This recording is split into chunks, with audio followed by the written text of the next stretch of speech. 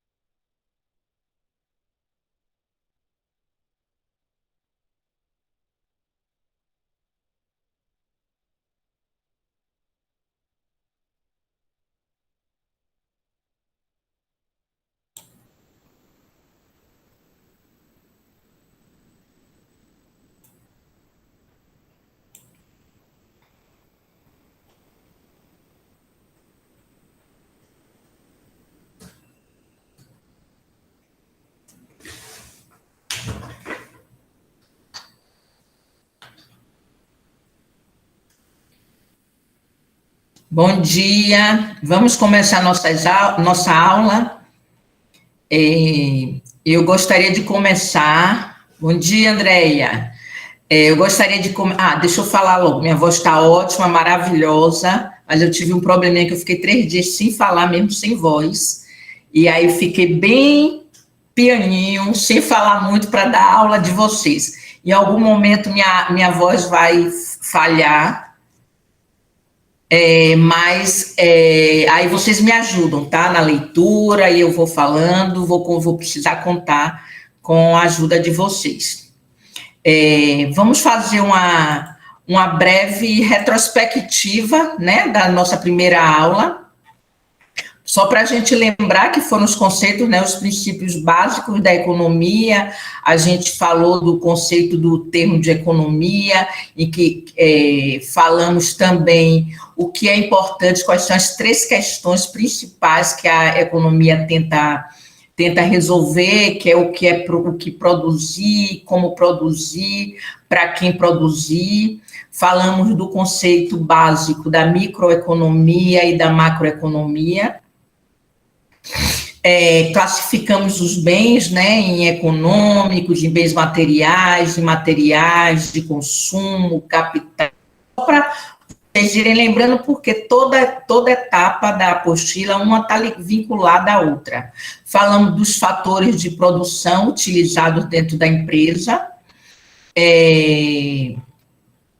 dos agentes econômicos, que são a família, a empresa e o governo, da cadeia produtiva, quando ela está desorganizada, a qualidade que ela traz quando é uma cadeia organizada, e basicamente foi isso que nós falamos na nossa primeira aula.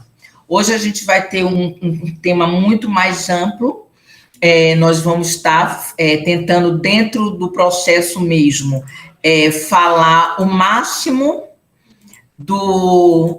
de assunto. Agora, uma coisa eu quero tranquilizar para vocês, eu vou dar sempre uma dica de estudo de prova, mas fiquem tranquilos que o que é importante aqui não é formar economista, muito pelo contrário, é vocês entenderem os conceitos, e dentro desses conceitos, o que é que vocês realmente vão usar na vida prática. Então, esse é o foco sempre de minhas aulas e de prova, é facilitar um processo para que o que é que eu uso dentro da minha realidade. eu vou usar deslocamento de demanda, eu vou usar elasticidade como... Não, o que é que eu uso no dia a dia? O que é que dentro de uma empresa, dentro de uma prática, a gente vai utilizar? Então, esse vai ser o foco mesmo da prova. Eu vou dando dicas em cada item que eu vou falando, mas fiquem bem tranquilos que o processo vai ser extremamente simples se vocês estarem lendo realmente o básico. Deixa eu botar um pouquinho de água aqui, que eu tenho que hidratar a garganta, para não ter problema e conseguir ter voz até o final da aula. Então, vamos lá, nosso tema 2 vai ser o estudo de mercado. Dentro da conceituação de economia, o foco de estudo é bem diferente da administração, não que eles sejam coisas separadas, não. O foco é que é diferente. Dentro do estudo do mercado da administração, a gente visa o consumidor, o fornecedor e o concorrente, mas dentro da economia ele abrange mais outros processos. Então, ele vai ver realmente quem são esses compradores, esses vendedores e como é que o estudo de mercado, como é o mercado, ele se propõe e ele está dentro da economia, que é o foco da gente, né? Principalmente a da economia rural.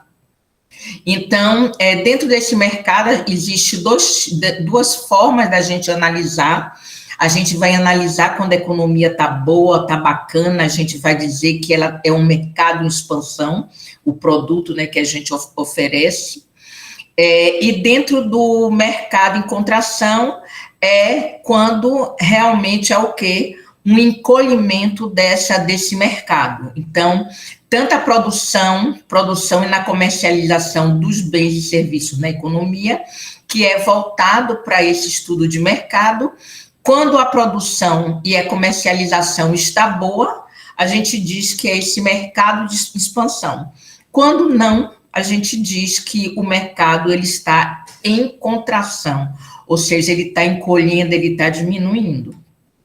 Tá? Então, esse é o processo. E nesse processo de estudo de mercado, o que é o estudo de mercado? É ver como é que está o que o comprador quer e pode trocar em dinheiro por bens e serviços, e o que o vendedor tem de bens e serviço para oferecer. E dentro desse processo de encontro entre o comprador e o vendedor, a gente tem ele presencial e e-commerce. E aí a gente vai ver que dentro da expansão lá do último capítulo do mercado, porque a gente chegou ao e-commerce, né? Que foi a partir do ano de 90, que começou um processo tecnológico, abrir as porteiras para o mundo, vamos dizer assim.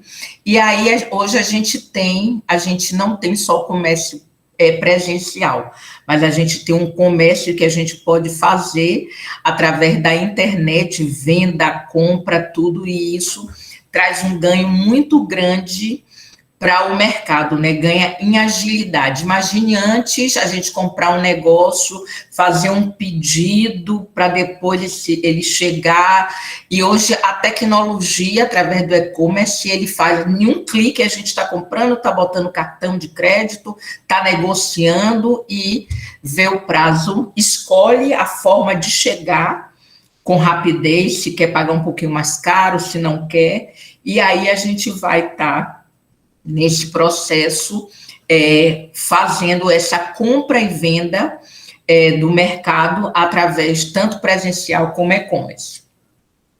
E aí nós temos os principais fatores que vai definir a estrutura de mercado, que é o número das empresas que nós temos, se é grande, se é pequeno, esse número de empresas que atuam no mercado, o tamanho ou dimensão, se elas são pequenas, se elas são grandes, isso tudo vai estar caracterizando essa estrutura de mercado.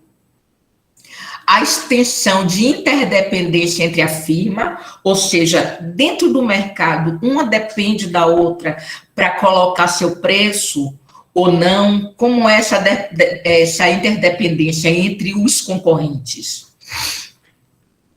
Se ela é homogênea ou se ela é heterogênea, ou seja, se ela é muito igual ou se elas são muito diferentes nos produtos que oferece, e a natureza e a quantidade de compradores. A gente sabe. Quer falar, lindo? Está com a mão aqui. Eu não sei se já estava, acho que já estava. Então, a natureza e a quantidade de compradores. Então, esses são os fatores que vai fazer com que haja uma interferência e que vai formar a estrutura de um mercado. E aí, dentro desse mercado, vamos lá mais, a extensão das informações que os compradores e os vendedores possuem sobre o preço, a habilidade das firmas, o que é a extensão das informações que os compradores possuem sobre os preços. Então, se eu tenho a noção de preço, eu tenho essa estrutura de mercado, ela pode ser balizada por esse conhecimento. A habilidade das firmas individuais para influenciar a procura do mercado por divulgação. A gente sabe que hoje o marketing, né, ele tem um processo até subliminar. Você não percebe, às vezes, até uma besteirinha que ele está falando, mas ele é uma coisa toda pensada para induzir a gente a comprar. É a mesma coisa, tem gente que diz assim, meu Deus, no dia que fulano de tal, a gente sabe que se um famoso aí que as pessoas seguem, começar a apostar que está colocando mel na comida, o consumo de mel vai estar aumentando. Por isso que algumas propagandas são influenciadas por determinadas pessoas, justamente por isso, pela habilidade que se tem da pessoa, da firma de colocar e de fazer influenciar o consumo, o aumento do consumo. O outro fator que define a estrutura é a facilidade com que elas entram e saem do setor. A gente vai ver agora 4 estruturas, que alguns é mais fácil de entrar, outros é quase impossível, e os outros um pouco mais difícil. E aí a gente vai ter, vou contar aqui com vocês, vou abrir até o chat, para que vocês possam estar colocando aqui o número, tá? Então, a gente tem 4 estruturas de mercado. Quais são essas estruturas? A concorrência perfeita, número 1 que eu coloquei, o monopólio, o 2, oligopólio 3 e 4, a concorrência monopolística. Aí tem aqui uma definição que eu vou ler depois e vou conversar com vocês. E aí vocês vão dizer se essa característica é a número 1, número 2, número 3 e número 4. Vou dar um tempinho para vocês lerem, para eu não falar. E vocês vão colocar o número aí no chat. Vamos lá? E aí depois eu peço para uma pessoa ler essa definição. Ou então até eu leio mesmo. Vamos lá, podem ler.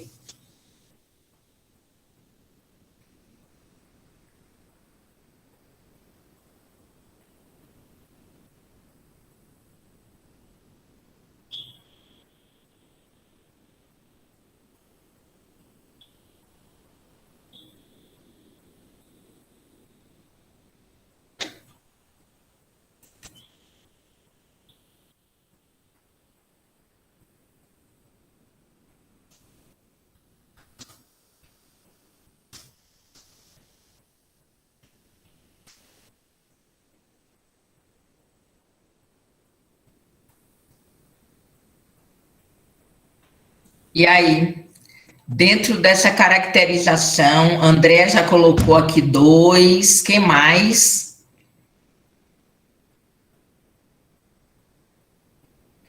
Jaceline colocou 3.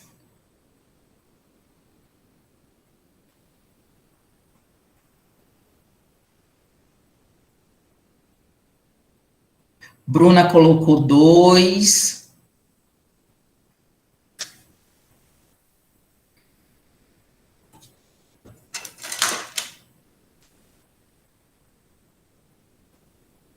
Dá mais um pouquinho de tempo.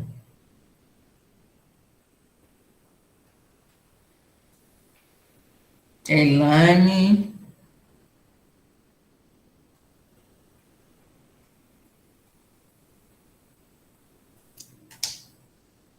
Renata, 2 também.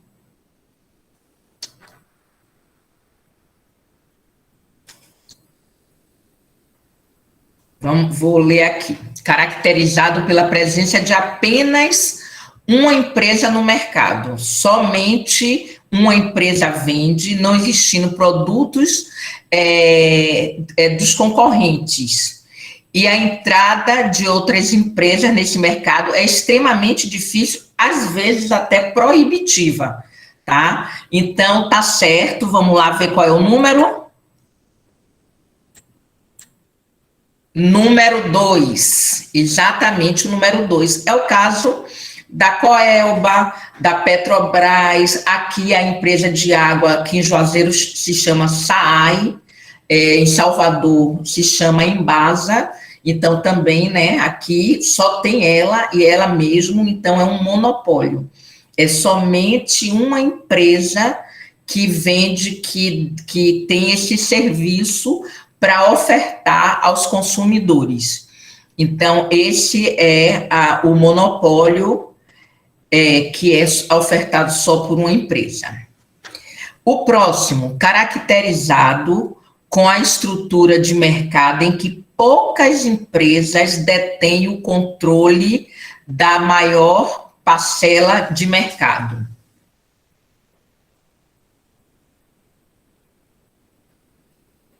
Qual é essa?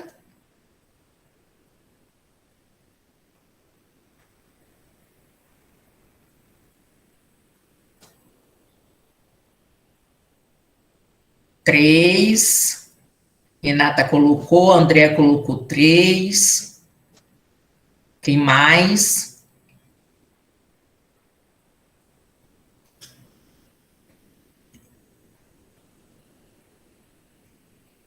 Vamos dar mais um tempinho.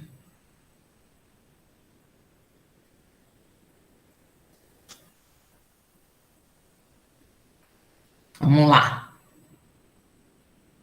Exatamente, é a 3. Alguém sabe algum exemplo do oligopólio?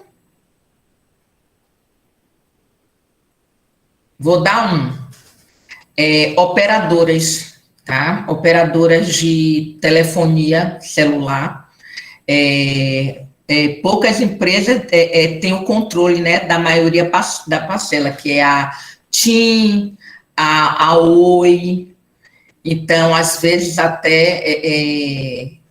E aí existe esse processo, e a gente vai ver lá adiante, quando vou falar mais delas, quando a gente estiver conversando sobre caracterização de cada uma. Então, vamos lá.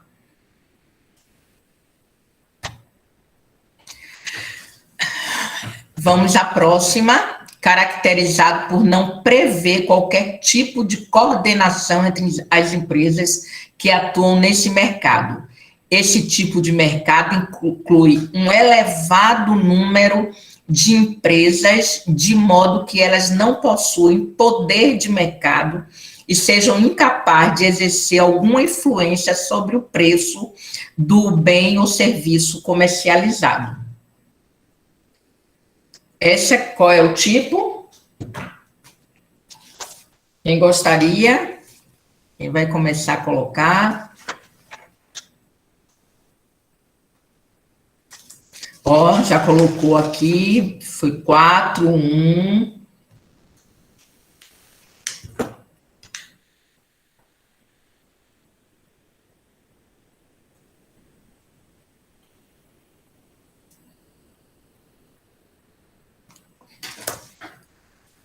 Andréia, vamos lá, quem mais? Esperar mais um segundinho. E aí, vamos lá. A concorrência perfeita. Exatamente, é o que a gente vive na maioria, né? Guilherme também aqui colocando. A gente vive, né? São caracterizadas por essa estrutura, né? Muitas empresas no mercado vendendo sem ter limitação de entrada. Então, essa é a concorrência perfeita e que é perfeito também para esse processo do consumidor. Quanto mais a gente tem oferta, mais a gente pode ter o quê? E mais empresas a gente pode estar optando por onde comprar. E isso vai facilitar bastante nosso processo do...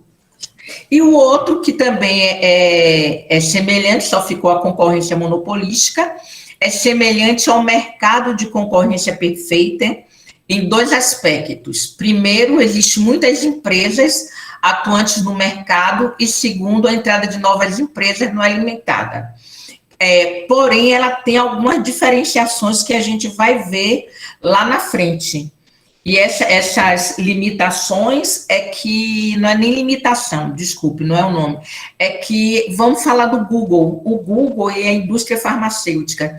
O Google, todo mundo pode fazer, ter um serviço parecido com o Google, mas só que ele já tem 98% do mercado dele, entendeu? Então, é bem delimitado. A indústria farmacêutica também. E você vê que tem poucas opções. Podem falar. Quem quer falar? Abriu aqui a lista, foi... Deixa eu fechar o chat. Elane, pode falar, Elane.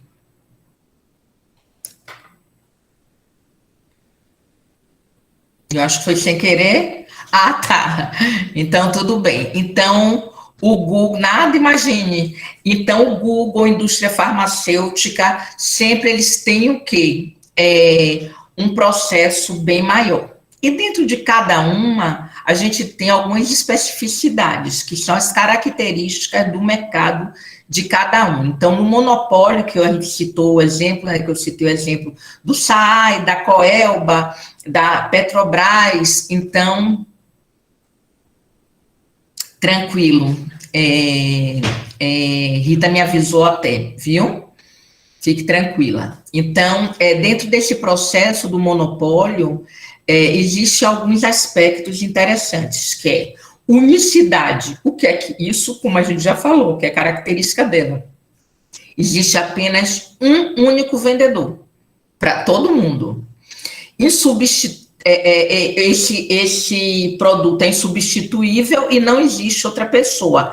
Existem barreiras para entrar no mercado. No caso da que a gente citou aqui, é uma coisa governamental mesmo, são empresas governamentais regidas por lei, que ninguém vende energia, só agora mesmo, né, que a gente, através da energia solar, a gente pode até fazer e tá repassando para algumas pessoas, não vendendo, mas passando a energia, tendo de outra forma.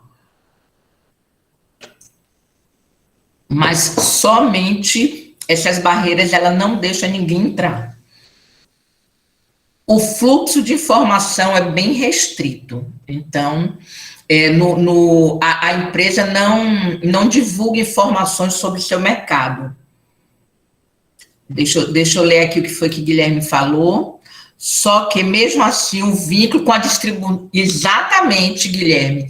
Existe isso. A Coelba vai estar sempre nesse processo. O que você pode fazer é assim. Eu tenho energia solar na minha casa. Vai ver que se eu tiver um excedente muito grande, eu posso colocar a conta na casa de um irmão, de um parente, dizer, olha, eu vou te dar tanto de energia e você vai me pagar tanto, mas aí é fora do mercado, né? Mas você está certíssimo, permanece com o vínculo da distribuidora. A gente vai jogar a energia toda a Coelba, que vai reger todo o processo. Exatamente, tem que estar no nome. Eu estou colocando, inclusive, de minha mãe no meu nome, porque como eu tenho excedente, eu estou jogando para Salvador a minha energia, só que eu não cobro, não, é de graça. Eu estou cedendo para ela todo o meu excedente. Exatamente isso. Eu tive que ir em Salvador em outubro, e aí resolvi isso também. Passei a conta dela para meu nome e estou passando. Exatamente, Guilherme. Que é uma mão na roda, a energia solar. Principalmente aqui em Juazeiro, que é muito quente.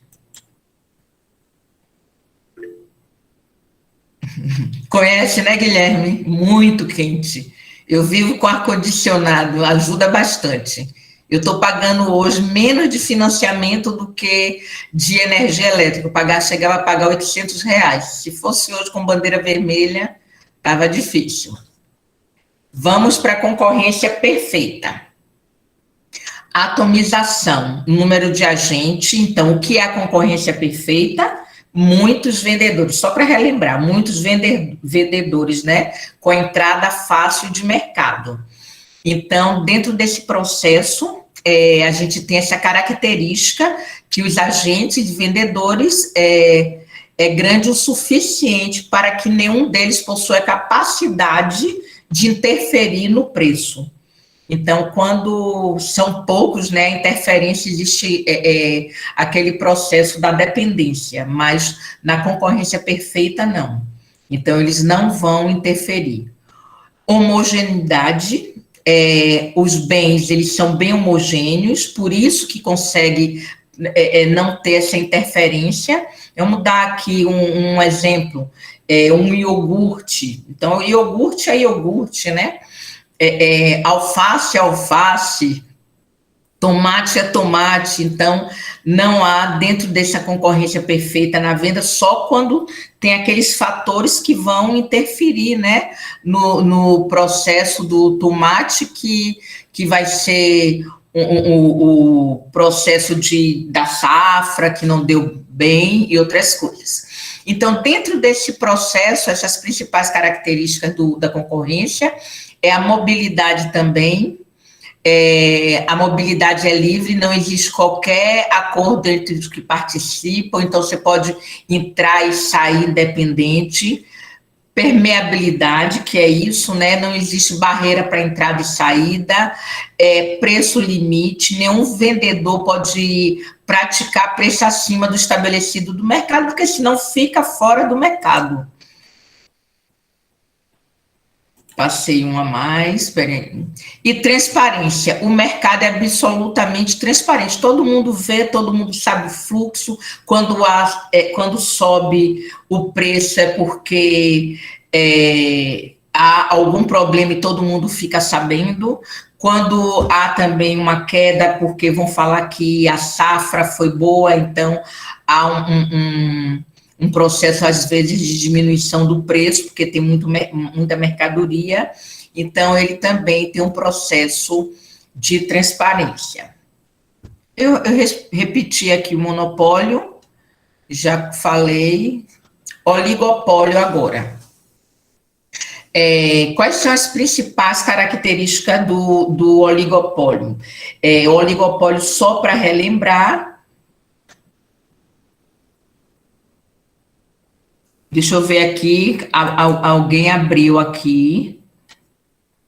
Posto é uma concorrência. Não, deveria ser, mas não é.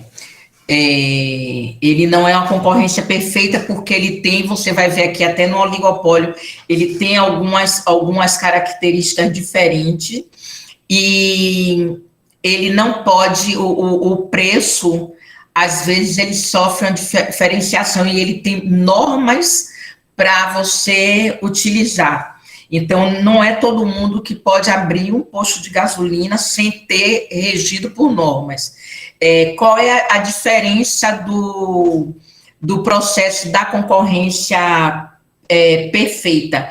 Eu entro e saio facilmente. O posto de combustível, você não entra e sai, e também tem o preço, né? Ele é regido pelo governo. O que você vai vender da gasolina, ele sofre uma influência direta do processo governamental. Então, essa é a pequena diferença aqui. Então, vamos lá. Oligopólio, número de concorrentes. Existe poucas empresas vendedoras atuantes no mercado. Olha ele aqui, ó. Diferenciação, alta variedade quanto fatores da homogeneidade e substituição, ou seja, pode ocorrer estrutura de mercado de oligopólios, tanto de produtos diferenciados quanto de produtos não diferenciados. E as empresas que atuam no oligopólio apresentam elevado grau de rivalidade. Por isso que no posto de gasolina, ele às vezes, né? Mas, infelizmente, o governo não atua como deveria atuar. Eles atuam e fazem um cartel e bota na região preço único. A diferenciação, alta variedade quanto ao fator, quanto à substituição e padronização do produto, e alto grau de rivalidade entre os concorrentes. Desculpa, eu botei aqui, eu troquei, ó. Eu troquei o slide, tá?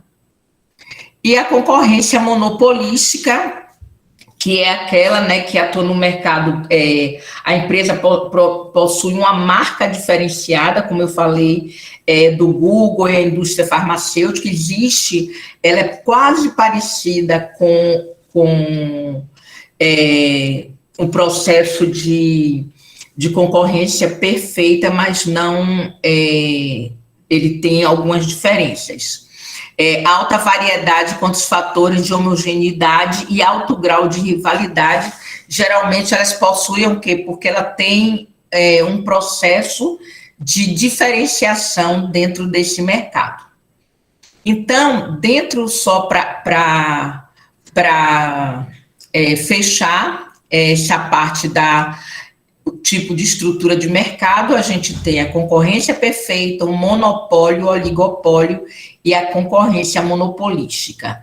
Tá? O que é interessante no estudo desse processo? Vocês só saberem o que é mesmo cada um. A concorrência perfeita é o mundo que a gente vive, basicamente, tá? Os 90%, vamos dizer assim. Essa oferta e demanda, onde tem muitos, não tem dificuldade. O monopólio, geralmente, vocês pensam no governo, porque é regido alguma coisa pelo governo. Na concorrência monopolística, ela atua com a entrada, apesar da entrada não ser limitada, como a concorrência perfeita, tem as empresas que detêm o mercado. Então, mesmo você entrando com uma operadora, você vai ter o domínio da TIM, da Oi, de outras empresas.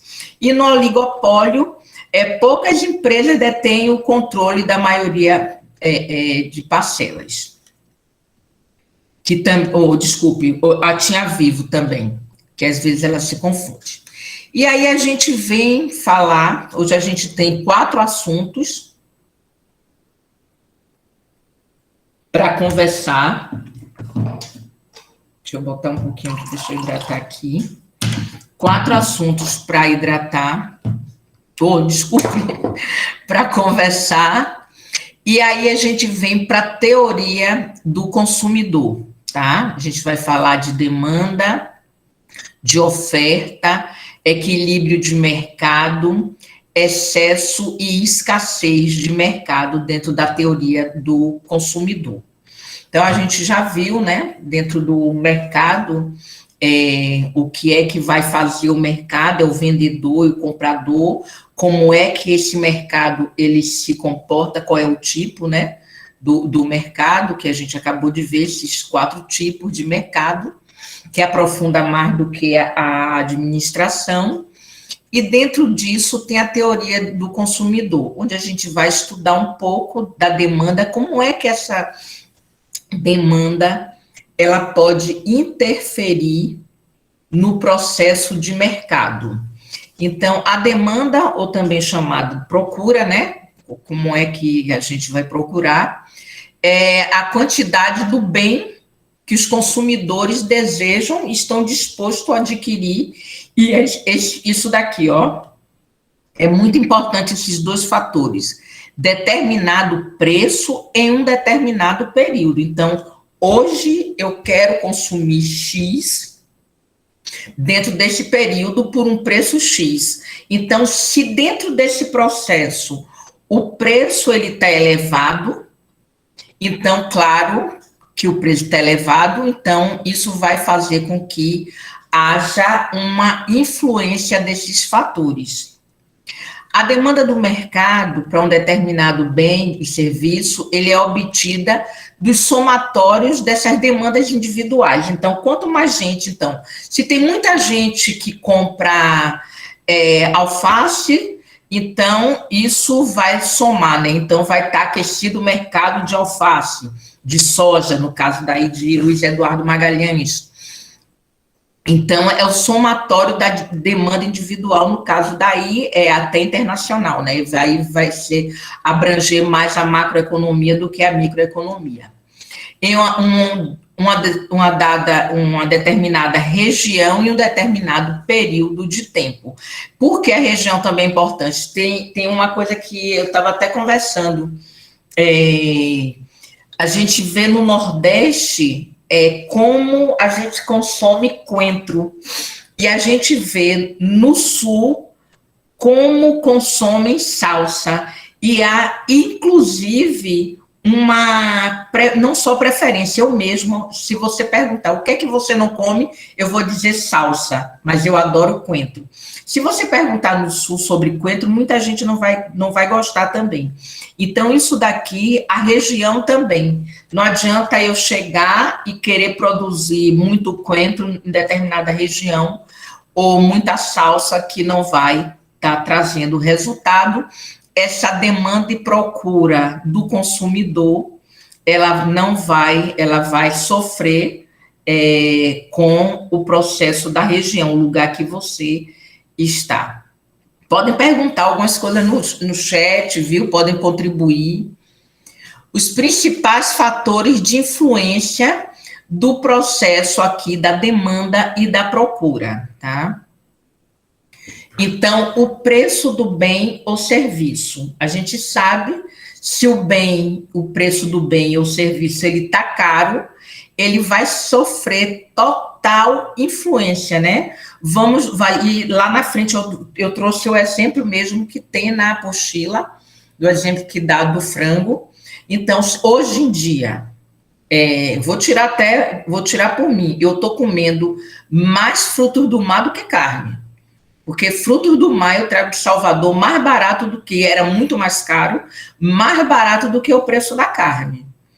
Então, eu já não sou carnívora. Então, o meu consumo, eu acredito que o consumo da maioria das famílias é o preço da carne de boi, não é, Guilherme? Todo mundo. Então, peixinho básico que eu amo tá sendo o forte, frango, peixe, dando uma variada, porque a carne realmente, um churrasco hoje é luxo. Ostentação não é nada mais, nada menos do que fazer um bom churrasco, isso é você ostentar pelo preço da carne. Então, isso vai porque o consumidor, ele não tem, ele vai diminuir o consumo, então, esse é um fator que vai influenciar na demanda. O preço de outros bens relacionados, que aí a gente já falou aqui, Guilherme colocou até no chat aí, que a gente vai substituir. Diga, Arlindo. E Antônia também. Abri aqui a fila, deixa eu ver quem foi que falou primeiro, Arlindo e depois Antônia. Podem falar.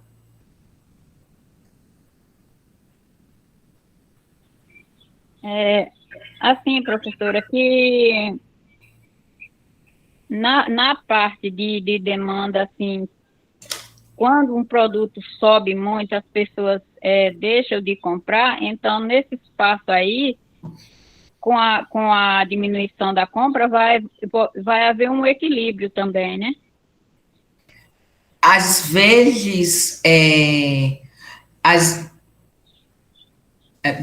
Eugênia falando que o áudio ficou baixo para ela. Eu ouvi bem, Antônia, não sei se os demais ouviram. Eu vi, não, tem outros fatores, Antônia, que vai tá influenciando nesse equilíbrio. O equilíbrio a gente vai ver lá que às vezes o equilíbrio é quando você tem a demanda, o que é ofertado e é procurado, ele vai chegar a um ponto que é quase igual, que é igual. Tá? Aí a gente diz que tem um equilíbrio de mercado. No caso, quando o preço ele sobe muito da mercadoria, ele vai ter uma outra. A gente vai ter, a gente vai ver preços relacionados, a gente vai ter outros fatores que vão influenciar nesse equilíbrio. E eu acho que vai responder melhor quando a gente for falando. Nesse caso do aumento de preço, não vai ocasionar nenhum equilíbrio, não, porque vai estar em desequilíbrio a carne. Então, eu tenho o boi lá engordando por algum fator que ocorreu no mercado, subiu muito, e aí ele vai estar lá, pode ter até prejuízo. Tá? Então, nesse mercado não vai haver um equilíbrio, muito pelo contrário. Outros fatores é que vai ter que ser solucionado para que realmente a carne ele volte para o consumidor e volte a ser procurado como era antes. A quantidade ofertada, então. A quantidade ofertada. Exatamente. O nível de renda do consumidor. Então, se a gente tem um nível de renda que ele está achatado, que ele não é corrigido, e que alguns produtos vão subir, então isso também vai influenciar. Então, não adianta eu dar um produto... Vou dar um exemplo aqui. Você vai comprar uma coisa que é importada. Aqui, o que é... certo, Arlindo. Você vai comprar um negócio que é importado. Então, o nível de renda da gente com o real, ele acompanhou a subida do dólar? Não. Então, vai acontecer o quê?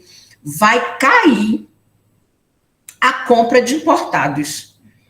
Então, tudo isso. Ou então, se a renda da pessoa vai caindo com a inflação, aí, de uma forma geral, a gente vai ter o quê? Uma retração e a gente vai estar comprando menos. Então, esse é um outro fator que vai influenciar. Os hábitos. Eugênia, você tirou minha apresentação e está transmitindo a sua tela. Deixa eu botar aqui outra vez, tá? Espera aí.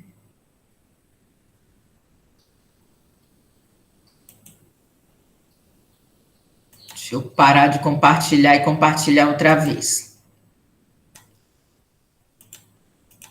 Acontece isso. Às vezes a gente quer entrar e sem querer compartilha. Vamos lá. Então, nesse processo...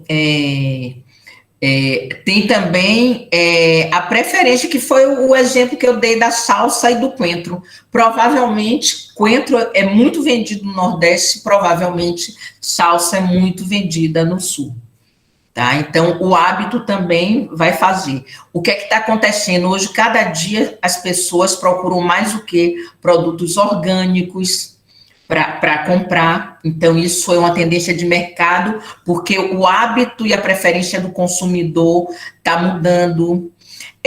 Pessoas veganas procurando novos produtos, a alimentação sem glúten. Então, vai mudando esse hábito e a preferência do consumidor, e isso vai influenciando também no processo da procura no mercado. Produtos complementares e substitutos irá afetar o consumo do bem em questão, que é o que a gente falou da carne e do frango, do fruto do mar. Dentro da teoria do consumidor, tanto da demanda como da oferta e da procura, a gente vai estar falando, tem um termo de economia que é muito usado, que é o ceteris paribus. O que é isso? É quando uma variável ela fica isolada e ela vai influenciar nos demais. No caso mesmo, o preço, eu vou dar aqui o exemplo, que é o exemplo, inclusive, do livro de vocês. Eu peguei aqui a tabela, só para vocês entenderem como é que se comporta sobre o quilo da carne de frango. Então, se a carne for, quem dera que fosse esse preço, fosse R$ 5 o quilo, então, em vez de eu consumir 5 quilos, eu vou diminuir. Todo mundo vai diminuir. Quanto mais, ele é inversamente proporcional. Então, se sobe a quantidade, ou se sobe o preço, a quantidade de consumo, ele vai diminuir e que vai gerar esse gráfico aqui, ó. Preço, diminui a quantidade. Tá vendo? Diminui o preço, aumenta a quantidade, que também é um gráfico que vocês têm lá no processo, tá? De vocês, na apostila de vocês. Então, ela vai. Então, quando um sobe, o outro vai diminuir, ela é inversamente proporcional. Alguma dúvida sobre esses fatores que vai interferir na procura do consumidor? Se tiver dúvida, pode colocar aqui que a gente vai, ou alguma pergunta. Então, na teoria do consumidor, tranquilo, né, Guilherme? Eu esqueci até de pegar um link aqui que eu ia colocar para vocês, depois no final eu coloco que até para vocês se aquecerem para a prova. A teoria do consumidor, vamos lá na oferta, que é a quantidade de bens e serviços que os vendedores estão dispostos a oferecer e que sofre também diversas influências, tá? Então, a gente vê o que é que eu vou entrar no mercado. Eu vou entrar no mercado que eu vou oferecer algum produto que não tem valor, que já está esgotado. Então, tudo isso são análises que a gente tem que fazer quando a gente vai ofertar. E sempre, diferentes preços em determinados períodos de tempo. Tempo é fundamental. Tá? A gente vê a safra. Eu tive uma vivência numa cidade aqui da Bahia, chamada Livramento de Nossa Senhora. Lá é agro, lá eles produzem, eles têm um mercado de fruticultura, e há muito tempo atrás eu fui lá fazer um trabalho de exportação. E o que é que eles fizeram? Eles fazem, eu não sou agrônomo, eu sou economista com especialização em administração rural e outras coisas mais, mas aqui o que importa é a especialização de administração rural. Então, dentro desse processo, que se tiver alguém que entenda, acho que a técnica que eles usam é indução, né? Porque, assim, vai produzir a manga, foi até manga, vai produzir a manga, aí induz e tem um processo, tem aquela safra que é quase todo mundo igual, e aí fizeram a indução. Eu não sei o que foi que aconteceu no mercado, que teve muita manga num período só. E aí, o que é que acontece isso? Quando tem muita manga que eles estão ofertando, o nível de preço vai lá para baixo, né?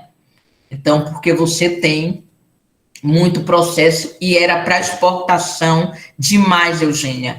E foi lamentável, porque eu fui fazer um trabalho de exportação, era um programa do governo federal chamado Projex, onde a gente ajudava, sorte que a gente aportava recurso para melhorar os processos, e foi o que deu uma alavancada, porque foi um prejuízo, assim, terrível. E a gente sabe o que é que acontece quando tem isso, a economia local desaquece total. Olha como uma coisa influencia. O excesso da manga fez com que o preço caísse, não teve, a exportação diminuiu muito, porque o preço estava lá embaixo, então tinha muita coisa no mercado, e aí não roda dinheiro dentro da cidade, aí desaquece o comércio, o serviço, e aí vai. É uma bola de neve. Isso é economia. A mão de obra fica prejudicada, com certeza fica tudo prejudicado, Eugênia. É uma bola de neve. Então, economia é uma coisa em cadeia, ela não pode ser tratada isoladamente. Então, é uma coisa que acontece em cadeia. E lá era o forte, era a produção de manga. E aí também, aqui a gente fala, ó, ceteris paribus, que é a mesma coisa. Quando o preço de um bem aumenta, sua quantidade aumenta. Quando o preço diminui, a quantidade ofertada diminui. Então, é exatamente isso. Me dê 2 minutos aqui, que eu vou botar própolis na minha garganta, que ela já está querendo a voz sumir.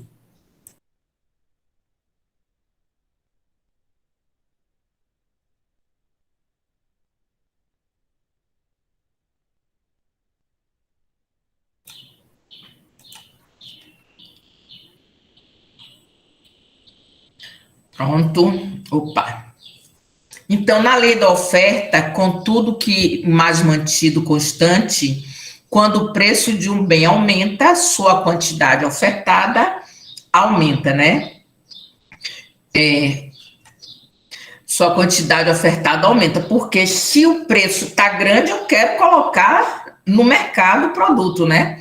Então, o quilo da manga está R$10, eu quero colocar a manga no mercado para eu estar aumentando, né, a quantidade que eu coloco no mercado. Mas aí tem também o quê?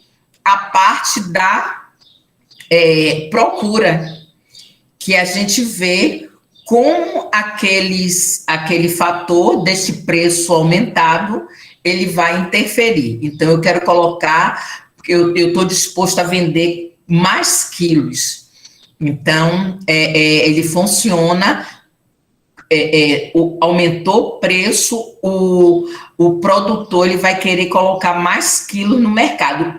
Isso não quer dizer que a gente esteja disposto a pagar. De repente, a gente está disposto a pagar, de repente, a gente não está disposto a pagar esse processo, e aí vem também esse processo da curva da oferta da carne de frango, tá? Então, aqui a gente vai, aumenta exatamente. E aí a gente vem, ó, a quantidade e o preço. Se se está alto o preço no mercado, eu quero botar uma quantidade maior no mercado para que eu tenha um lucro maior. Então, basicamente, dentro desse processo da teoria, é isso que vai mover o mercado. E aí a gente vai falar só um pouquinho sobre o deslocamento de curvas, só para que vocês entendam o que é que pode estar influenciando ali no mercado, tudo tranquilo, e a curva ela pode estar deslocando quando ocorre uma mudança dessas variáveis, ou seja, chegou na soja alta tecnologia. Então, isso pode fazer com que aumente a produção através da alta tecnologia, e as condições climáticas pode ser favorável ou desfavorável, ou então você pode colocar ou mais mercadoria ou menos mercadoria. O suprimento de insumo, quando o dólar sobe demais, e os impostos e subsídios do governo. O imposto aumentou, isso fica ruim para o produtor, e o subsídio aumentou, isso fica bom para o produtor. Então, esses são fatores dentro da teoria do consumidor que vai ter como variável. E aí vem, ó, Antônia, o equilíbrio de mercado. Dentro da empresa, a gente faz até o ponto de equilíbrio, né? Quando a gente vai ver o custo fixo, variável, e a gente vai ver a margem de contribuição do produto, e aí a gente vê, calcula o ponto de equilíbrio, que é exatamente aqui tudo aumentou, imposto sobre produto e dólar, tá difícil mesmo. Não é só aí, não. Aqui tá tudo. De jeito nenhum, não acompanha, não está acompanhando, não.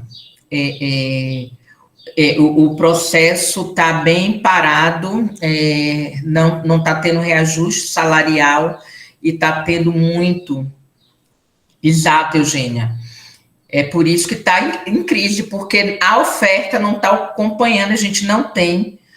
Exato, Bruna, infelizmente. Então, tá tudo assim, a gente tem que se virar nos 30 para fazer com que a conta no final fique no azul, mas às vezes a gente sabe que não fica, porque tem alguns fatores no mercado e até dentro da empresa para que a gente possa estar equilibrando, porque a gente está produzindo. Se a empresa não consegue colocar o produto dela e vender para chegar a um ponto de equilíbrio dentro da empresa, onde a margem de contribuição está bacana e o custo seja igual, a demanda seja igual à procura, e tem esse ponto de equilíbrio, fica difícil a administração. Tem que ser um bom administrador, e a gente viu, né, o que acontece quando a gente não consegue vender o produto, ou então há essa retração, contração da economia. Então, o equilíbrio se refere à condição de mercado que é atingido. Na economia, a quantidade demandada no mercado é igual à ofertada. Dentro da empresa também, eu ofertei 100 produtos e eu consegui equilibrar todo o meu custo, o custo é igual à receita. Então, eu chego no ponto de equilíbrio, mas ninguém quer chegar a um ponto de equilíbrio, todo mundo quer mais. No ponto de equilíbrio da empresa, há o quê? Eu consigo pagar todas as minhas contas, mas eu não consigo crescer. Dentro da empresa, na minha administração. Dentro da teoria do consumidor, a gente também quer o quê? Que haja uma procura maior para que a gente possa colocar mais mercadoria e para que a gente tenha um aquecimento desse mercado dentro desse processo. Aqui, ó, esse é o ponto de equilíbrio, onde o preço e a quantidade eles estão justos e estão se batendo. Falar rápido de elasticidade, que é o quarto tópico, é só mesmo a parte do conceito, tá?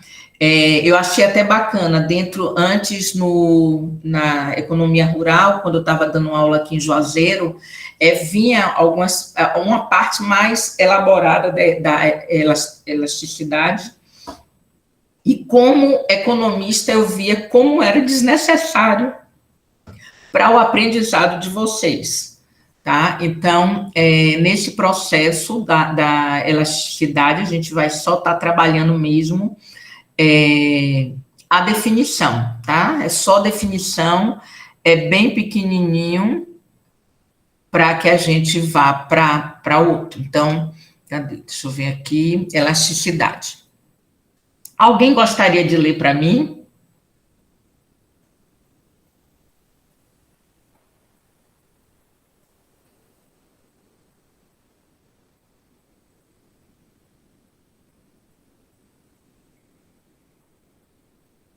Alguém quer ser voluntário? Eu, Obrigada, Antônia. Por meio da composição das curvas de oferta e demanda que sabemos quando o preço do bem ou serviços aumentam. A quantidade demandada desse bem ou serviço diminui e vice-versa. No entanto, existem diferenças nos graus de sensibilidade de resposta em relação ao tipo de bem ou serviço. Pausa. ou tudo? Obrigada, Antônio. O que Antônio acabou de ler aqui falando sobre o preço do bem ou serviço, aumenta a quantidade, ele diminui e vice-versa, só que existe alguma diminuição ou algumas variações. Ou seja, aqui até esse exemplo eu achei bacana, que tem na apostila de vocês, que fica bem claro, não é porque o preço vai diminuir que eu vou comer sal, encher minha comida de sal e minha pressão vai ficar alta. Ou então pegar meu vinagre e botar na salada para ficar azeda. Então, tem algumas coisas que é independente, mas, no geral, o que acontece dentro desse sistema de preço é isso. Ele vai estar interferindo de uma forma. Então, é só isso que vocês precisam saber dentro do processo da elasticidade do sistema de preço, que é o item 4. Aí a gente vem para a teoria da firma, que é bem grande, a gente vai estudar bem alguns conceitos. Eu vou pegar até a minha apostila que eu fiz depois para fazer algumas observações para a prova, quais são os itens que vocês devem estar se prendendo mais para estudar, que é importante para quem quer colocar a mão na massa, tá? Outros é mais para quem quer aprofundar um processo da economia mesmo.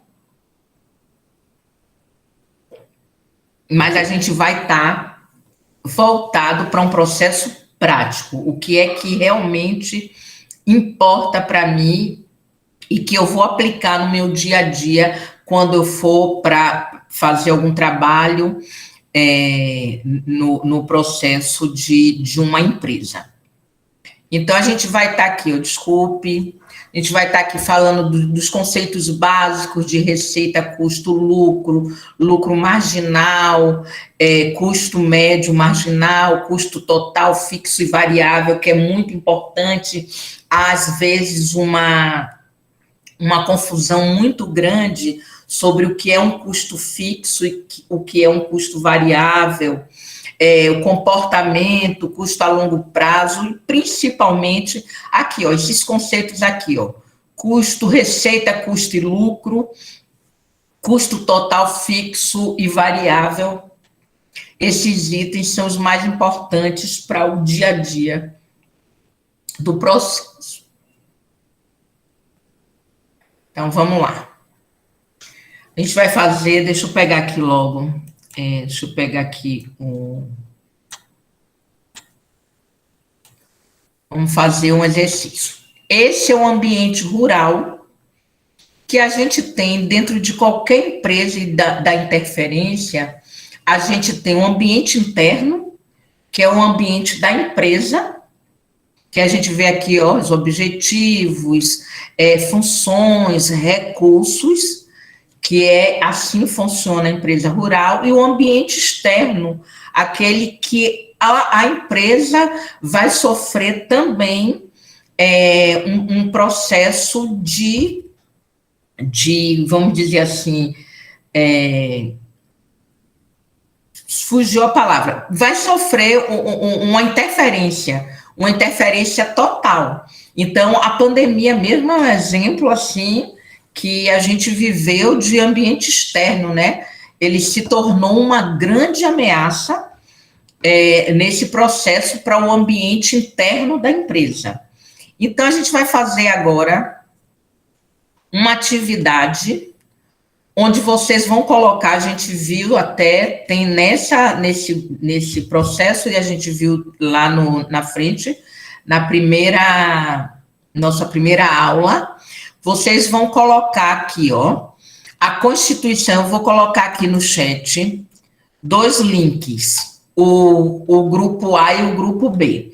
Nós estamos agora com 18 alunos, então, de 18 pessoas, inclusive eu.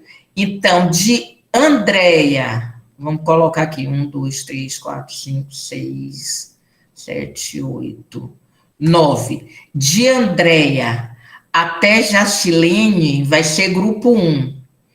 De John até o final vai ser grupo 2. Então, aqui, ó, o que é que vocês vão colocar? Estou colocando aqui os itens, os links do Padlet, do grupo 1 e do grupo 2. No grupo 1, vocês vão fazer o mural. Qual é a empresa rural? Ela é constituída de que fatores? Qual é a constituição dela? E outra coisa. Oi? Antônia, você está no grupo 1. Ok. Viu? E aí você vai ter a constituição da empresa, vocês vão colocar, e depois vão citar alguma fortaleza ou oportunidade, tá? Para que vocês entendam bem o que é uma fortaleza e uma oportunidade dentro da empresa e como vocês podem estar organizando. No grupo 2, do Padlet 2, que tem um link, mesma coisa, de que é constituída essa empresa rural e citar uma fraqueza e uma ameaça. Pode citar mais, viu? Uma fraqueza e uma ameaça para que a gente possa estar organizando e falando sobre isso, como é importante a gente entender esses conceitos aqui.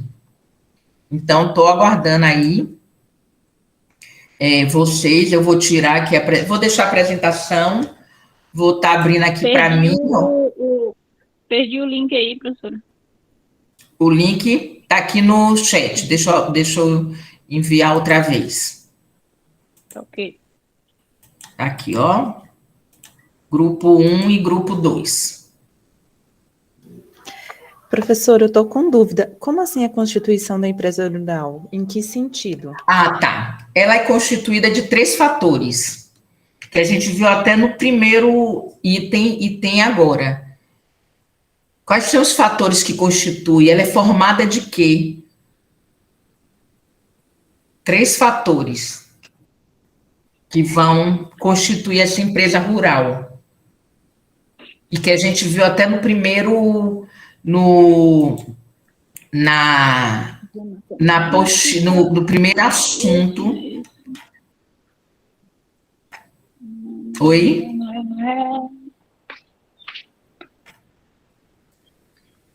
Alguém quer falar, mas eu não estou conseguindo ouvir. Que é constituição dos fatores de produção. De que é constituído? Os recursos da empresa. Ele é constituído de quê?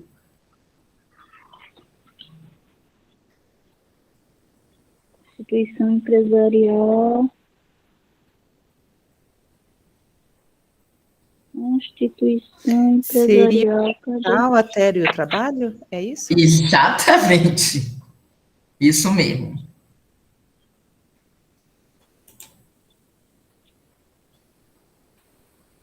É porque ficou faltando aqui constituição dos fatores de produção da empresa rural.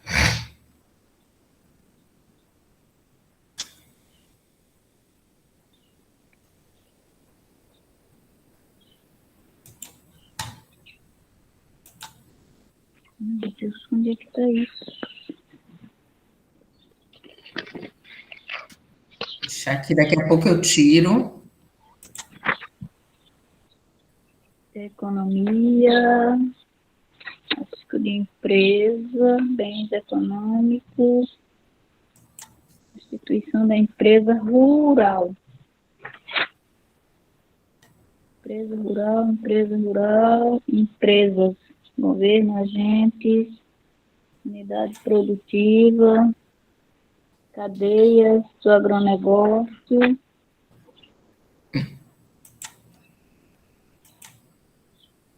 embalagem, sistemas políticos. Seu microfone está aberto, Antônia. Tá? Tá. Tá, desculpa. Sem problemas. Posso tirar a apresentação, né? Pode. Vou tirar aqui, que aí eu já vou me preparar para acompanhar aqui o Padlet.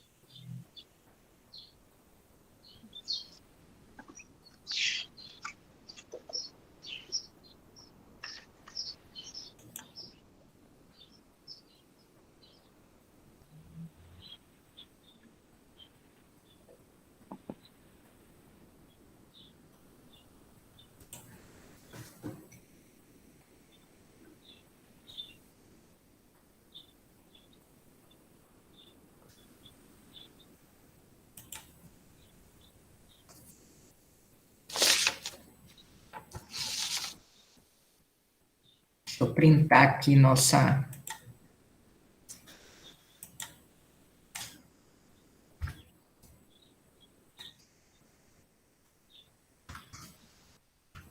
No caso, seria trabalho, empresa, terra. Exato. Ficou incompleto na hora que eu coloquei, mas exatamente é os fatores de produção constituído da empresa, que constitui a empresa. Tá.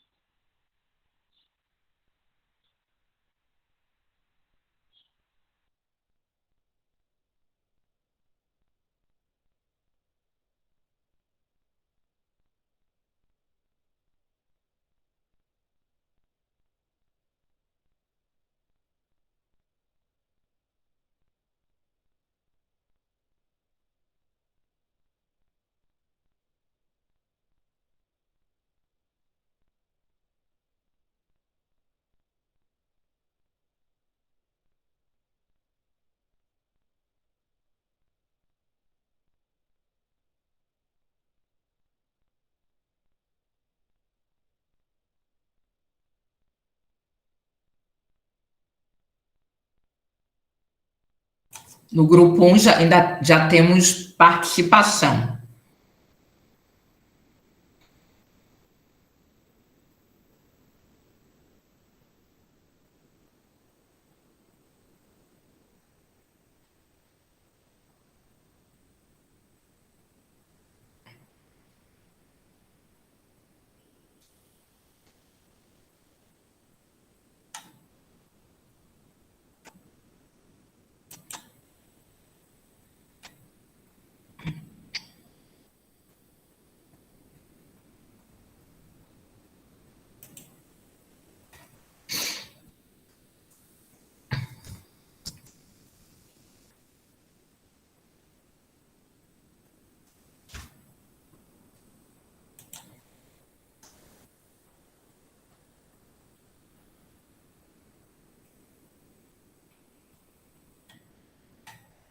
Já temos mais aqui.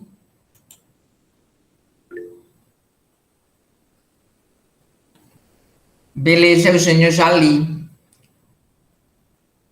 A gente vai ler e você diz qual foi. Foi a primeira, né?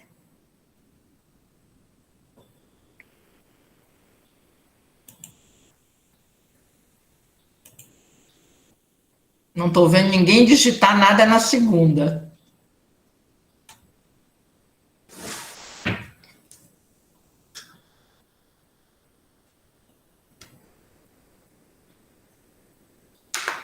Ah, tá.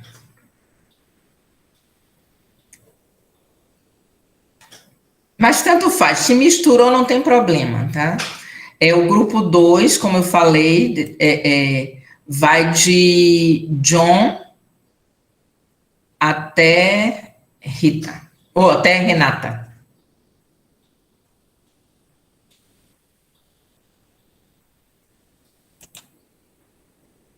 Mas aí a gente comenta. Já tenho 2 contribuições só no grupo 1 e nenhuma no grupo 2. Vou até começar a colocar aqui para a gente ir conversando, porque senão não dá tempo, né?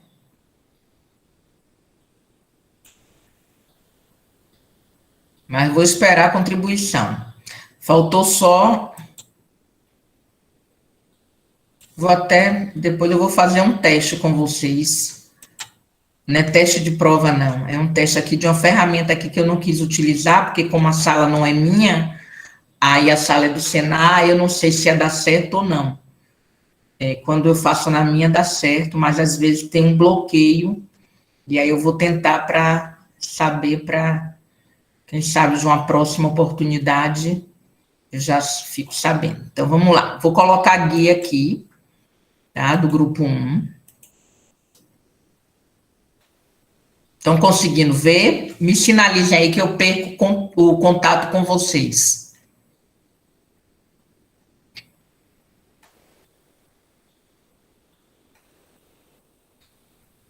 Alguém pode abrir o microfone e dizer se está tudo ok, porque eu perco, porque ele é espelhado totalmente. Ainda estou tendo contribuições aqui, vou aguardar, que eu estou vendo que tem outras pessoas aqui digitando. Aqui a contribuição de Eugênia, que eu acredito, que fala que a empresa rural é a unidade de produção em que são exercidas atividades que dizem respeito a culturas agrícolas, criação de gados ou florestais, e são elas terra, capital e trabalho, exatamente. Aí ninguém não colocou as fortalezas, nem a oportunidade, mas aí a gente conversa. E Andréia colocou aqui que o capital está direcionado para a parte de maquinários agrícolas, utilizado para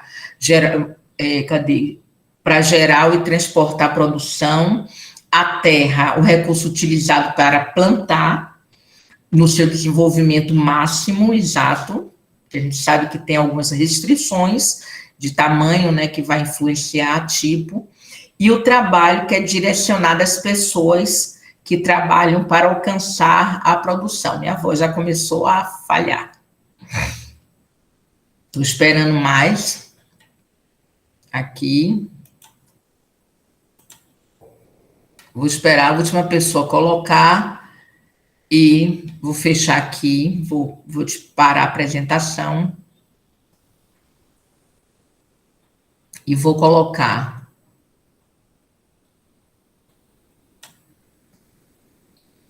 Vou interromper aqui e voltar aqui para a sala. Depois eu vejo se vocês... Eu vou abrir aqui, vou botar a apresentação e depois eu vou lendo se tiver mais apresentação.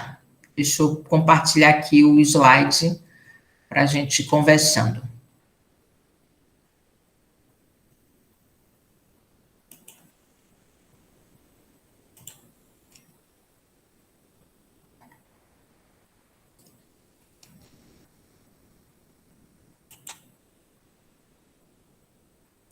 Deixa eu ver se tem mais. Não. Então, eu vou falar, tá? Vamos conversar aqui. Deixa eu botar a coisa, no final eu abro e vejo se tem mais. É importante, dentro desse processo aqui, vocês colocaram, né, os fatores que vão interferir, e dentro do fator interno, cadê? Deixa eu pegar aqui, não tem mais nada. Dentro do fator interno, a gente vai estar trabalhando, né? Como é que a gente pode ter, quais são as fortalezas que dentro desse ambiente interno a gente pode estar percebendo dentro do capital, da terra e do trabalho. Então, se eu tenho uma terra fértil e uma boa área, e num lugar que tem um processo bom de venda, então isso é uma fortaleza. Se meus trabalhadores são qualificados, isso é uma fortaleza dentro do ambiente interno da empresa. Se eu tenho maquinários bacana que vai aumentar a minha produtividade, isso também vai fazer com que seja uma fortaleza dentro do meu ambiente interno. E se eu tenho oportunidade, se o governo deu um fomento no capital, no crédito rural, isso é uma oportunidade que eu tenho. que vai fortalecer a minha empresa, e outros fatores que possam estar vindo, diminuir os impostos. Então, tudo isso é uma oportunidade que eu tenho dentro da minha empresa e que eu posso estar abrindo mão aqui. Dentro do processo da fraqueza e das ameaças, como eu falei, a pandemia é uma grande ameaça. O aumento do dólar, ele pode ser uma oportunidade para uns e uma ameaça para outros. Ele pode ser uma oportunidade para quem é exportador e pode ser uma ameaça para quem é um pequeno, porque implementos, eles são comprados em dólar. Então, e uma fraqueza dentro do ambiente, eu não tenho um maquinário, eu não uso tecnologia, meus trabalhadores são desqualificados, eles não têm qualificação de mão de obra, a terra não é tão fértil, eu tenho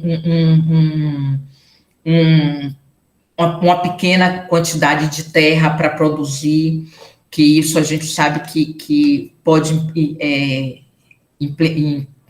estar impactando no resultado, tá? Então, isso é um processo de gestão da empresa rural. Então, a gente tem os ambientes, que a gente tem o objetivo de cada empresa, de toda empresa é ter lucro. É importante conhecer bem essa empresa, tanto nas funções administrativas como no sistema de informação, para tomar a decisão. Então, se eu não sei quanto é meu custo, eu não posso tomar decisão. Se eu não tenho informação no sistema de informação de mercado, eu não posso tomar decisão com certeza, com assertividade. Tá? Se eu não tenho recursos bons disponíveis, isso vai impactar no meu ambiente interno. E qual é o meu objetivo, claro, que são as metas, né, que é o planejamento estratégico de cada empresa que precisa ter, onde é que eu quero chegar, onde é que eu vou fazer, qual é o meu planejamento do ano, qual é o meu planejamento. Estava lendo uma reportagem muito interessante sobre vinho, sobre a pérgola. Assim, o pérgola é um vinho que eu não tomo. Eu amo vinho, mas eu não tomo pérgola porque é um vinho que é um vinho caseiro, geralmente ele não tem uma boa qualidade para quem gosta de vinho seco, para quem bebe pouco. Então, eu prefiro comprar um vinho mais refinado, um vinho seco, porque eu bebo pouco, então eu estou disposta a pagar mais caro, até pela quantidade que eu consumo.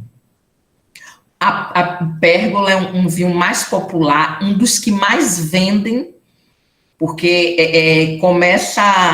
isso não quer dizer que eu não, na minha juventude, na época da faculdade, eu não consumi pérgola, Frei Vinícius, tudo que o dinheiro é curto, você ainda não entende de vinho, então você bebe esses vinhos mais populares.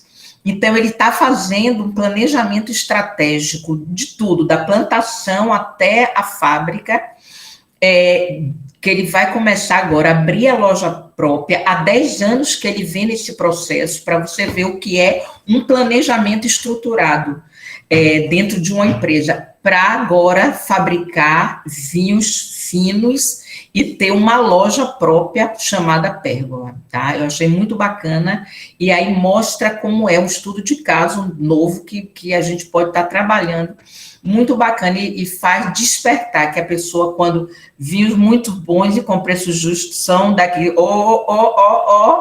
consumo muito, Terra Nova, Rio Sol, com certeza, Eugênia, muito, muito, muito. É o que eu consumo, eu já digo que é a minha filosofia, eu consumo onde eu moro. Então, se eu moro no Vale, eu consumo. Não compro, raramente eu compro em outro lugar, mas os daqui me satisfaz perfeitamente e o dinheiro fica aqui para gerar mais emprego. Então, é assim que eu penso, é assim que eu ajo. O que eu puder comprar de queijo de cabra, meu queijo, se eu abrir na geladeira, o meu queijo coalho é da região, o meu queijo de cabra é da região, é tudo da região. Tilápia da região, que eu compro muita tilápia aqui, tudo aqui da região. Tá? Então, esse é o processo. Então, isso é fortalecimento da empresa. Tem que ser, a gente tem que pensar assim, de uma forma bem bacana assim. Então, não tivemos muito hoje, muita parte. Teve mais uma aqui. Mais uma participação, eu vou ler, não vou, como é que se diz? Espelhar, mas vou ler aqui a participação bacana que a gente teve aqui, bem grande. Eu vou botar, tá bem bacana, eu vou espelhar. Espera aí, 2 minutos. Eu vou fazer questão de tirar aqui, de parar a apresentação. E vou botar, porque tá bem bacana. Vamos lá, uma guia. Vamos lá. Aqui, ó, temos mais. Aqui, ó. Constituição da empresa, essa daqui é de Arlindo, temos outra de Guilherme. Vamos lá. A empresa rural, a parte que eu já li aqui, falando do tipo da empresa rural. Empresa rural é a unidade de produção exercida, isso daqui eu já li, onde aplica os capitais, trabalha com a produção, o fator mais importante é o capital, que representa o conjunto de bens colocados sobre a terra, como objetivo de aumentar sua produtividade exatamente, e ainda facilitar e melhorar a qualidade do trabalho humano. O trabalho é o conjunto de atividades desempenhadas. Bacana essa contribuição de Arlindo. Vamos lá na contribuição de... Aqui, constituição do capital, fábricas, máquinas de edificação, terra, o solo, trabalho, a mão de obra. Andréia, eu já li, agora vamos outro. Fortaleza a oportunidade, dentro do ambiente interno, temos fortaleza o capital, a possibilidade de linha de crédito facilitada, além de outros incentivos fiscais, como oportunidade, podemos citar possibilidades de inteligente aplicação de recursos obtidos. A terra, com a tecnologia atual, é possível fazer um bom proveito da quantidade de terra disponível, perfeito, de alta produtividade e com uma oportunidade aliada ao capital. Trabalho, temos a grande disposição, temos a possibilidade de capacitar colaboradores, isso é uma fortaleza grande, e no ambiente externo, bacana, viu? Ambiente externo, capital, a possibilidade de poder contar investidores, até exatamente aqui, ó, nesse incentivo fiscal. Tem que colocar meu nome, professora. Não tem problema, não. Eu li, foi aqui que você colocou? Qual foi a sua? Eu postei agora. Foi? Eu vou botar aqui. Terra, trabalho. Joia, vou ler aqui. Acho que eu já li. Eu li aqui, foi a primeira. Nessa contribuição aqui de Guilherme, até vou fazer aqui um link com o que a gente colocou dentro do processo administrativo, a gente tem lá, né, o sistema de informação. Então, se a gente não é bem informado dentro desse processo de incentivos fiscais, os funcionários não são bem treinados, isso daí é uma grande fraqueza. E, ao contrário, isso daqui se torna uma grande fortaleza para a gente saber que está dando uma linha de crédito e que a gente pode estar utilizando essa oportunidade que é do ambiente externo para trazer para dentro do ambiente interno, gerando, assim, uma fortaleza, tá? Deixa eu terminando aqui, ler, porque eu já estou com a garganta assim, para que a gente possa estar avançando aqui. Falou dos 3 também, que eu já li. Fortaleza, oportunidade rurais, o crescimento do fator trabalho, sim. As pessoas buscando especialização é uma fortaleza.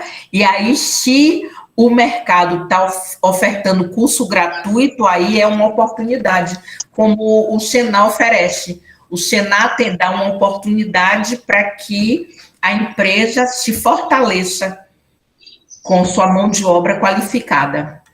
Bacana, gente.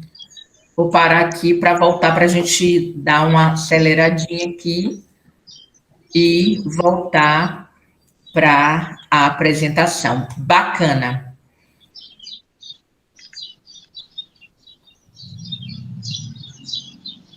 Vamos lá.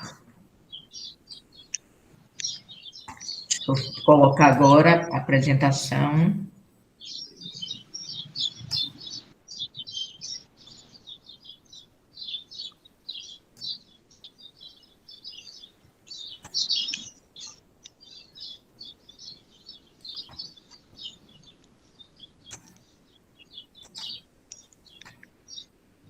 Pronto.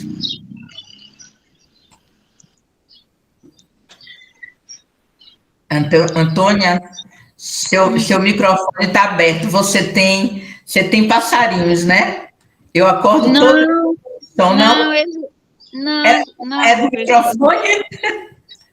É que minha casa é uma mini floresta.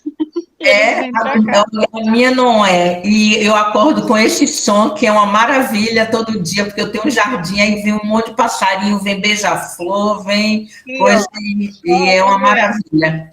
Por isso que eu conheci. Ah, que bacana. Eu tomo café todo dia com o beija-flor. Pois é. Desculpa, professor. Não incomodou não, viu? Então, vamos lá. Dentro do processo, dando continuidade, a gente vai ver algumas coisas que eu não vou ler tudo para minha garganta aguentar até o final. Algumas teorias, vocês vão ver que tem aqui nada mais do que os conceitos que a gente tem na apostila, a gente só vai tirar dúvida de alguns que são mais elaborados, que é a empresa, né? No caso, aqui tem a definição do que é uma unidade básica rural, que vocês já colocaram no Padlet. Nesse processo produtivo, a gente já colocou que é a combinação, processo produtivo, sistema produtivo de uma empresa, ele é formado pela capital, terra e trabalho, que a gente também colocou. E o empresário, que é o empreendedor, como usa agora, é a pessoa responsável pelas decisões da empresa. Essa é a pessoa que é o produtor. Então, o produtor rural, ele vai ser responsável pelo crescimento da empresa, pelas tomadas de decisões, e para que se tome essa decisão, a gente vê lá o que é preciso, né? Dentro até o desenho que tem lá.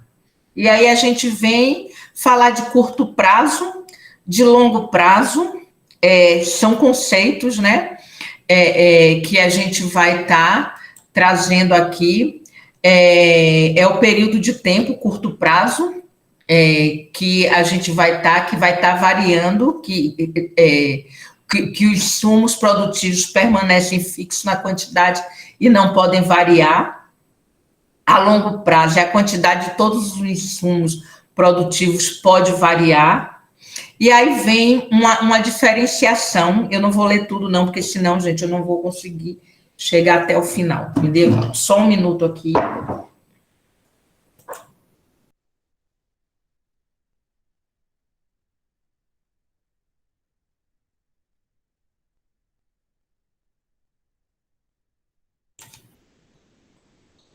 Colocar um remédio na garganta.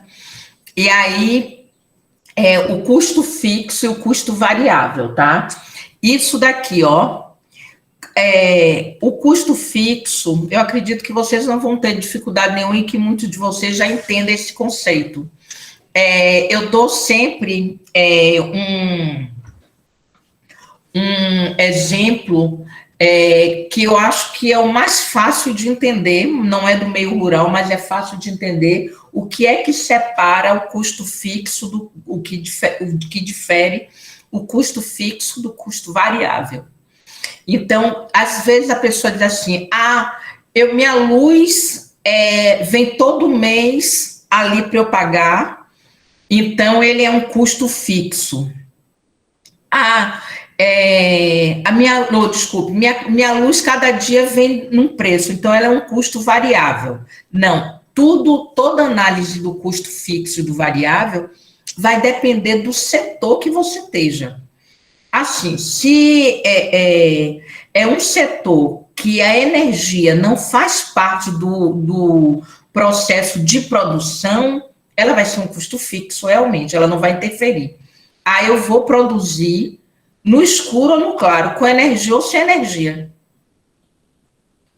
Eu tenho um centro de treinamento, um exemplo, um centro de treinamento que eu não precise usar recursos tecnológicos. Eu vou chegar lá com minha apostila e vou falar que só funciona de manhã.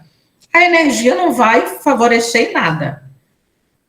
O que eu gasto também de MIT não vai interferir em absolutamente nada no meu treinamento, porque o meu setor, o que eu vou produzir para dar meu treinamento, vai ser apostila. Quanto mais apostila eu vou produzir, aí vai interferir no meu custo.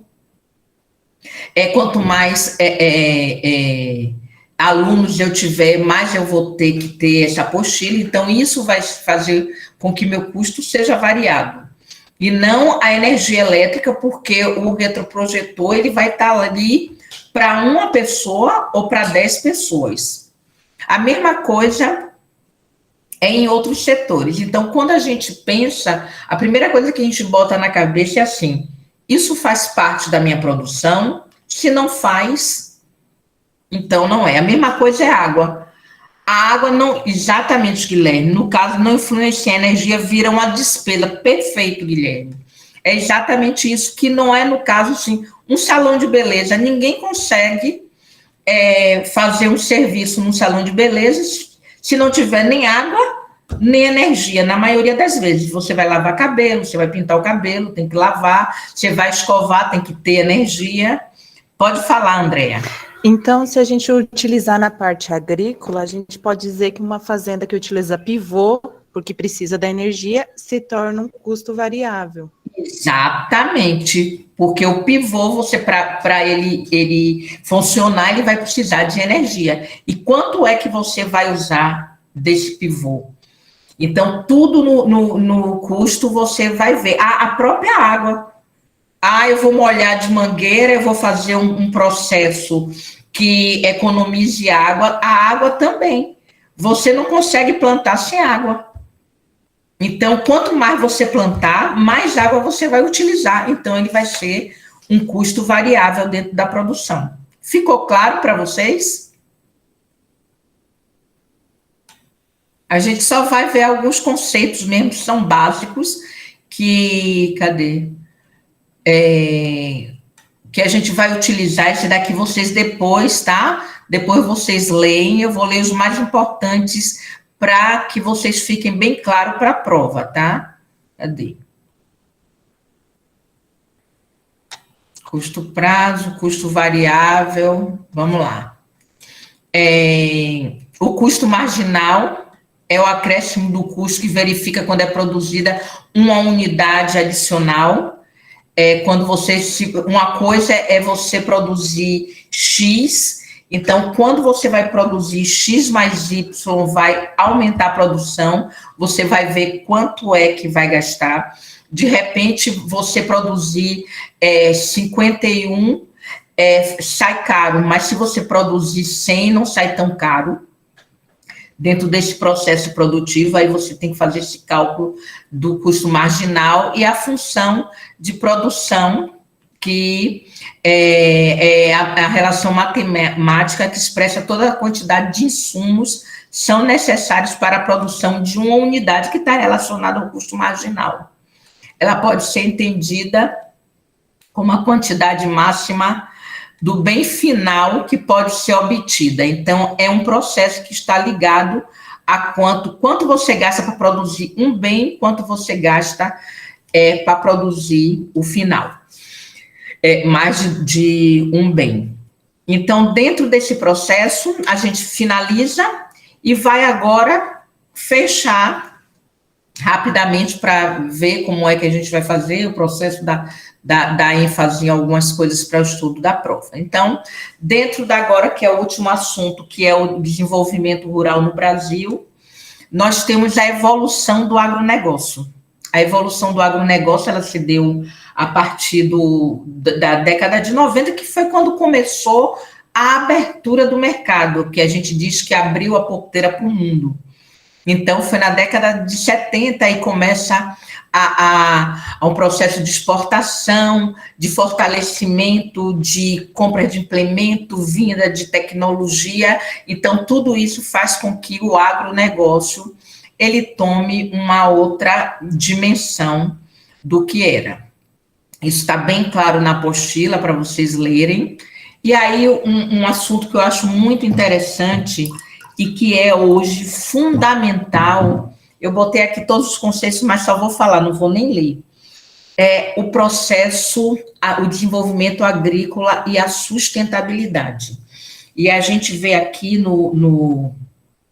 na região que eu moro, tem muito ceboleiro, e muitos deles, eles plantam quase que na beira do rio, e muitos defensivos agrícolas mal utilizados, não é que seja utilizado, mal utilizados, ele acaba o quê? Contaminando o rio. Então, a gente pensar em qualquer desenvolvimento agrícola, hoje a gente tem que pensar em sustentabilidade. A gente não pode matar o solo, a gente não pode matar o ser humano com o uso de defensivos a mais. Também não precisa botar menos, tudo, é uma dosagem. Tratar o solo, a água, todo o processo que envolve sustentabilidade do planeta, é o primeiro pensamento que a gente tem que ter dentro, porque senão a gente estudou no primeiro capítulo como é importante, né? O homem ele é um ser que a gente trabalha, a economia tenta resolver o processo da escassez, mas a gente também não pode matar sem pensar em sustentabilidade, tá? A gente sabe que lucro faz parte da empresa, mas que também, dentro do cenário econômico, a empresa precisa ser competitiva. Quando você vai, mais no exterior do que no Brasil, infelizmente, quando a gente sabe que uma pessoa ou uma empresa causou algum dano ao meio ambiente, existe por parte da população logo uma retaliação, param de comprar. Aqui a gente ainda não tem essa mentalidade, mas a gente está desenvolvendo, não faz parte do processo da empresa, mas é importante que a gente conheça as ODS, tá? E ver como ela está incorporada ao processo do agronegócio. Então, é uma agenda que foi desenvolvida pela ONU e que está se pactuando com todas as empresas, não só do agro, sobre os objetivos globais de desenvolvimento sustentável. Professora, já fez o link da presença? Já, sim. Rita colocou aqui. Precisei conversar ali com o rapaz e aí eu perdi. Eu vou colocar aqui. Rita colocou aqui. Tá ok. Vou colocar, vou replicar. Tá. Obrigada. Já foi, nada. Então, é importante que a gente saiba, que a gente conheça essas ODS, como elas estão no processo do meio rural. E aí a gente vê como é importante o setor do agronegócio para o Brasil. Então, hoje, eu coloquei até um índice aqui, olhe para aqui, ó, o crescimento que a gente teve. Não teve em nenhum momento um decréscimo, e ele cresce, olhe de 1996 até agora. E em 2020, a gente subiu 6% em relação, 6,1% em relação ao ano de 2019, onde a soja, que é o forte de Luiz Eduardo, um dos, contribuiu muito, e a gente teve a participação do agronegócio no produto interno bruto significativo, de mais de um quarto faz parte o agronegócio. Olhe como a importância de tratar a empresa rural. Ficou aqui até uma coisa assim meio confusa, acho que eu coisei. O desenvolvimento, deixa eu abrir aqui, o desenvolvimento sustentável, tá? A gente fala da parte aqui do social, econômico, ecológico, espacial e cultural, que a gente tem que prestar atenção dentro desse processo do crescimento, do desenvolvimento agrícola. Eu não vou ler, tá, gente? Então, o que é que a gente pode estar trazendo dentro do cultural, do espacial, ecológico, econômico e social para esse processo? E aí a gente tem também os 3 tipos de empreendimento rural que a gente tem, que é o tradicional, né, que a gente vê que é o tipo que eles trabalham com enxada, utiliza pouco, é rudimentar, utiliza nenhuma tecnologia, nenhuma máquina, pouco implemento, mão de obra não qualificada. Existe aqueles empreendimentos que a gente trabalha muito com a agricultura familiar, que a gente vê que são empreendimentos rurais que estão em transição também, que eles passam daqui para aqui, em transição, que já utiliza algumas técnicas, alguns implementos mais avançados, que a mão de obra, o trabalho tem alguma capacitação. E a gente tem, que aí é o exemplo, né? É o celeiro da soja da Bahia, e a gente vê o que é a empresa rural, que é o uso da tecnologia, todo um processo embasado numa mão de obra qualificada, com um sistema de informação potente, e aí a gente vai estar trabalhando. E aí eu encerro com a política agrícola. Se um setor é tão forte, então o que é que o governo tem que fazer? Estimular essa política agrícola, né? Fortalecer o setor através de investimento, de qualificação gratuita, que o Senar cumpre com esse papel, com excelência, dar oportunidade, gerar mão de obra, trazer aqui, trazer empréstimo na área de crédito, de custeio, investimento e comercialização através de várias linhas de crédito que oferece e que seja acessível para esses produtores, tanto os pequenos, aquele que deixa eu passar aqui, que é um empreendimento rural ou em transição, ou também aquele moderno. Todos eles merecem estar crescendo. Geralmente, esse daqui acessa muito Pronaf, e aí a partir do momento que você vai crescendo, você vai tendo acesso a outras linhas de crédito, tá? Então, isso é basicamente a nossa aula. Vou parar aqui para conversar um pouquinho com vocês.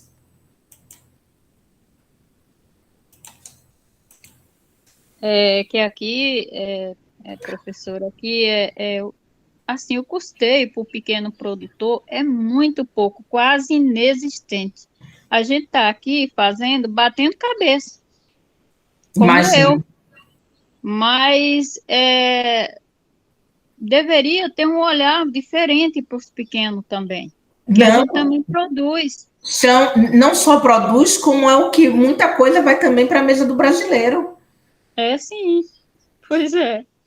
E aqui em Luiz Eduardo Magalhães, a agricultura é voltada, assim, grande, por grande.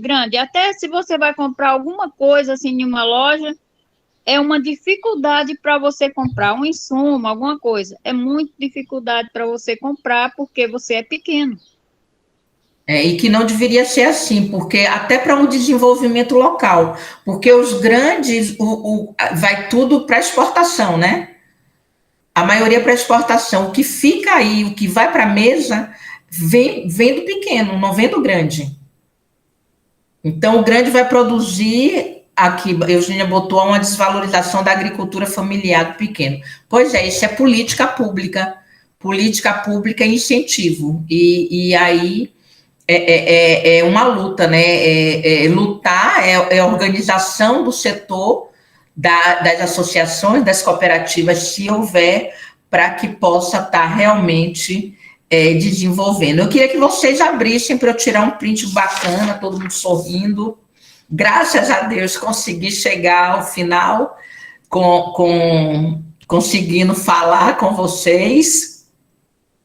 Eu fiquei realmente 3 dias, não saía a voz, não saía de jeito nenhum. Eu tive uma afonia grave. Mas graças a Deus, para quem trabalha com a voz, eu fiquei meio desesperada, mas graças a Deus já estou melhor. Quem vai abrir mais e dar um sorrisão aí? 1, 2, 3 e... Gritei. Já chegou mais. Vou lá. Mário Tais chegou. Quem vai abrir mais para dar um sorriso? Vou fazer 1, 2, 3 outra vez para o sorriso. 1, 2, 3 e já. Pronto.